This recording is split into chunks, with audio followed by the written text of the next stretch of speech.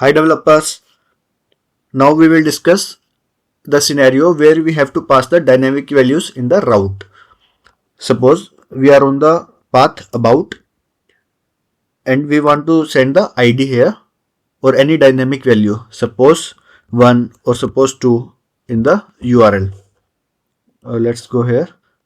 Suppose we after the about I want to send 1 or 2 as a ID, okay, or any dynamic value I want to pass here. So let's create the route on the basis of that. So firstly, what we need to do here, we need to make it dynamic using column ID. Okay. So this is how we can make the route dynamic. Okay. So now what we need to do, let's go to the about component. Okay. Here we need to import the activated route. Why we need activated route? Because we need to know the parameters, ID parameters of the current route. So this is the module. It will provide us the properties of the current route. Now make an instance here, private route type activated route. Okay.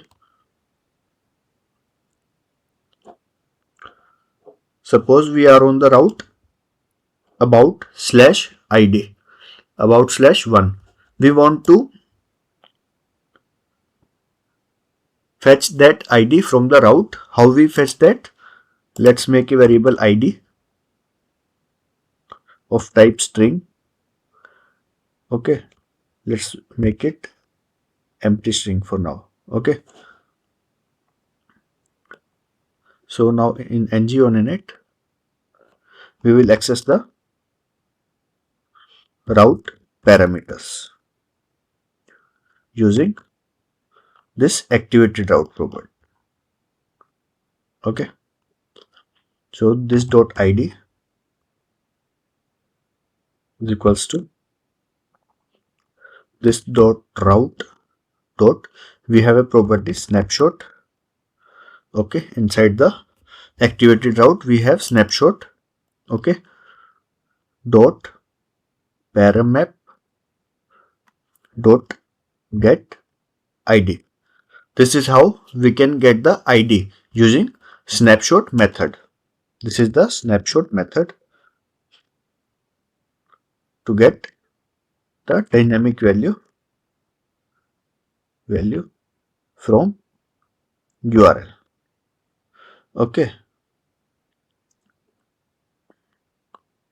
So we have got the ID. Now what we need to do,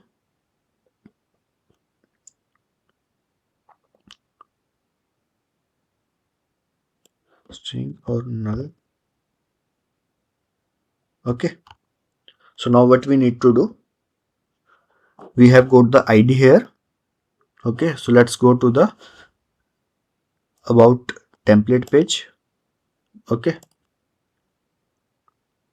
So this is the about page.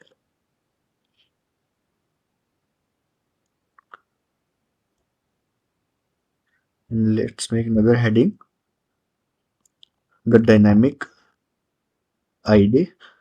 The ID which we have fetched here, we will print it in the UI. The dynamic ID from the route is ID. Okay. So the next thing what we will do is, we will make a navigation. We will navigate to the route with dynamic parameters. Okay. In the nav, let's make a nav bar. Okay. So to navigate to this route with dynamic parameters, we can use router link directives. Okay. This is about 1. And if we click on about 2, we should go to the URL should be changed to about/1. Okay, and we should reach to the about1 component. Okay, router link is equals to about/1.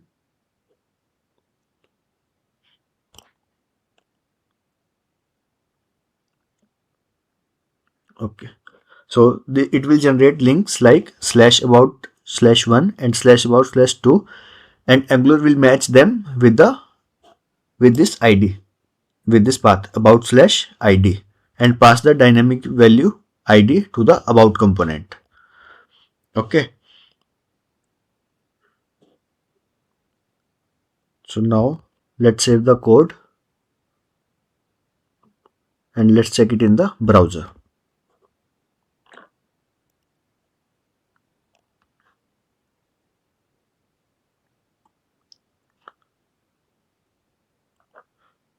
/about/1.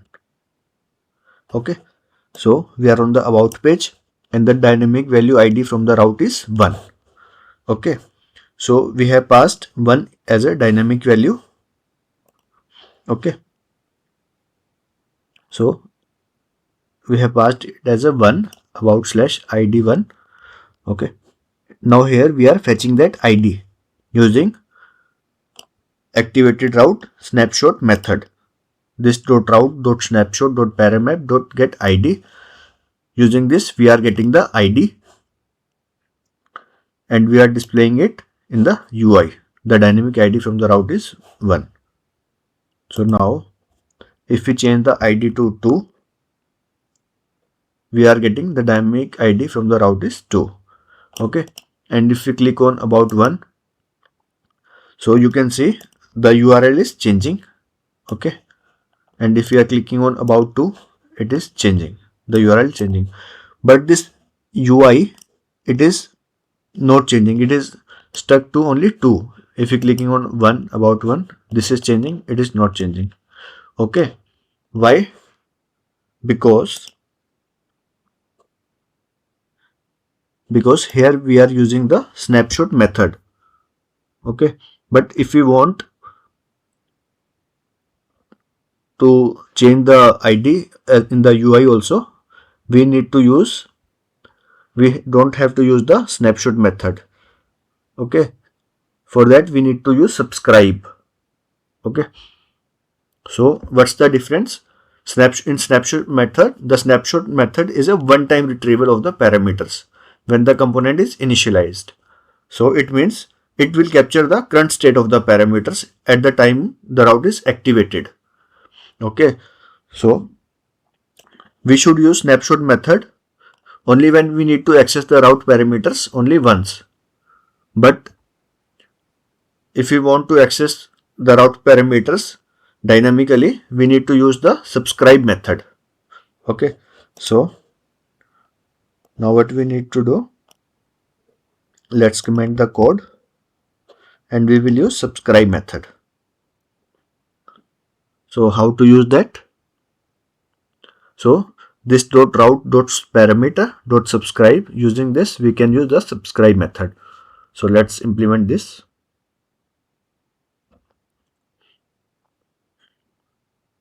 This .route.params.subscribe params this .id is equals to params id. Okay, using this we can get the ID. Okay, so let's check it in the browser. Now we are on 1, value 2. Okay, so the dynamic ID is from the route 2. If we click on 1, you can see this ID is changing on the UI also. If we click on 2, it is changing here and in the URL also. Okay, so using the subscribe method, it allows us to listen for the changes to the route parameters Okay, so it means using the subscribe method when we expect the route parameters to change while the component is still active. So if the same component is reused but the route parameters change, in that case we need to use the subscribe method. So in subscribe method, the component subscribes to the params observable and it will continuously receive the updates if the route parameter changes.